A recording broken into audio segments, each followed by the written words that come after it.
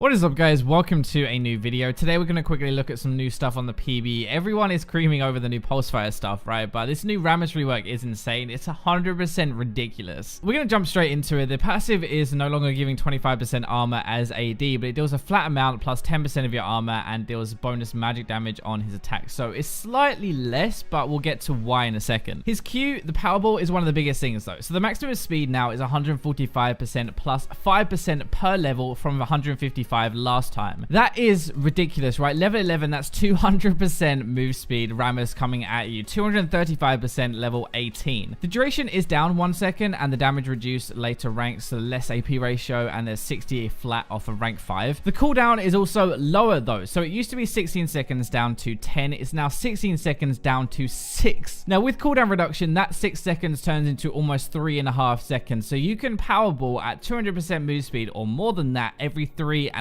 seconds. The slow has been doubled when you hit somebody. The duration is down to 1 second from 2 though to kind of compensate it. Now the trade-off with all of these good things is it's now a channeled spell, so it can actually be interrupted by stuns or anything that cancels channels normally, whereas before it wouldn't. The two big things with this are the cooldown and the speed, right? It's absolutely ridiculous. You can max this first now 100%, and in team fights you're more than an engage bot actually. You can keep disrupting people over and over, keep looping around, keep chasing people, keep knocking them up. The speed with Moby Boots is going to be so funny. Like 155% was already super fast with anything else buffing it, right? But now try it over 200% with those buffs as well. Never ever gonna get away from this guy. You're really just the ultimate ganking machine. It kind of reinforces that, right? Pain in the ass to play against. Like nowhere is gonna be safe. Wards will not matter when somebody can move that fast, trust me. Right, obviously think that's okay though, because there is counterplay now with the interruption. So like, yeah, if you have something to stop a channel like an Ari charm for example, then you can get away, but if not, you're kind of boned. His W is also quite a big change actually. The bonus armor was a flat 40 to 120 armor, but now it's going to be 20 flat plus 50 to 70% total armor. The magic resist on this is going to be exactly the same as the armor now, and the cooldown was 14 seconds, but it's now to 6 seconds. There is also a few new effects though. One, it's active, you're going to be slowing yourself, and it can be toggled off early, which it couldn't be before. And also while active, your passive deals 150% damage and also deals that damage back to people who basic attack him, so the reflection damage. 70% of your total armor and magic resist extra is nuts, right? That is close to doubling what you have already. In my mind, I'm going to get a Gargoyle Stone Plate and you're going to have double health and almost double armor and magic resist for like 4 seconds or something. That seems fair, right? This is also with the 150% damage on your passive, which is really nice to clear and fight with. Again, 6-second cooldown. You'll have this up every 3.5 seconds with 40% cooldown reduction, which is crazy. When you fight RAMMUS, you have a 3-second window to do damage to him before he reflects your damage and gains loads of resistances. What is that? His E has also been changed, but not as much. It increases his attack speed now for the duration, and that attack speed also refreshes while any of his spells are active. So like his W, for example, it doesn't reduce their armor anymore. It used to when you taunted somebody, but that's because you get the attack speed instead. This is really going to help with his clear speed more than anything, I think. That is what this seems to be aimed at, but I bet his passive actually really hurts late game, especially dealing 150% with his W on. Your ultimate damage is down all ranks, but there is a new part to it. It slows enemies by 8 to 12% for 1.5 seconds, and that stacks up to 8 times though. So that is a 64% to 96% slow. So overall, like wrapping up what I think the main points are: 70% armor and magic resist on a 6 or 3 second cooldown, 200 or over % speed boost on a 6 or 3 second cooldown as well. More damage with his passive, up to a 96% slow as well, but there are a few downsides. The counterplay is you can stop him getting to you a lot easier. He just moves way faster than before, so that's kind of the trade-off. The damage across the board from your abilities is also slightly down as well, unless you have your W on with the E attack speed helping you. That seems to be where most of it comes from now. If you use this guy correctly, right, play around your short cooldowns, you can be super strong. I think you're going to clear faster and be way more impactful. I think personally at least. Especially remember, Cinderhulk just got buffed to do double damage to minions. Even better for someone like RAMMUS who had some trouble clearing. There are a few balance changes. Sejuani is already getting a nerf. The cooldown is up by 1 second every rank on a W. Now this is a sign she's probably too strong, like internally, right, at figuring this out. Getting nerfed before they've even seen her played on properly is crazy. I would say abuse her while you can this patch, but I bet you she gets even more nerfs if they already think she's too strong. We'll have to see though. Ivern is getting some interesting ones. So his move speed has been lowered by 5, not massive, but the passive is actually much more expensive. Most of you won't even know what I mean. Like you actually have to use health and mana to farm camps, like when you're setting them up with his weird passive thing. As you can see on screen, the health and mana costs are much higher now, especially the health cost actually goes up the later the game is. This will actually impact him more than it seems items, I think you can invade him more early and can't like 3D farm later. But honestly, like how many Ivans do you see power farming later into the game anyway? So Rakken's getting a few changes as well, 3 actually. Q range is up by 100, W damage is up a little bit at higher ranks, and the E shield has been lowered though, so it's down 40 later. Basically, the only way to use Q before was to jump in with your W, Q point blank, then E back to your ally to cast the heal on them. Now they're saying, okay, yeah, like you can max this and try and throw it out a bit more in the lane phase, I guess, with a higher range. Overall, I do think it's a nerf though. Like your shield is one of the best parts about your kit defensively, at least, so I'd rather take that like being higher and not a little bit more damage on my W and range on my Q, to be honest. Finally, there are some Riven subtle buffs around her animation cancelling being a lot smoother. There are 5 things they are considering doing, which you can read about in the description. I'm going to be honest, and I don't know enough about Riven to tell you how big these things are going to be, so you can have the look on yourself. The link is going to be in the description. Thank you for watching until the end. Let me know what you think is going to be the biggest change here for this patch, but for now, let's go to the robots.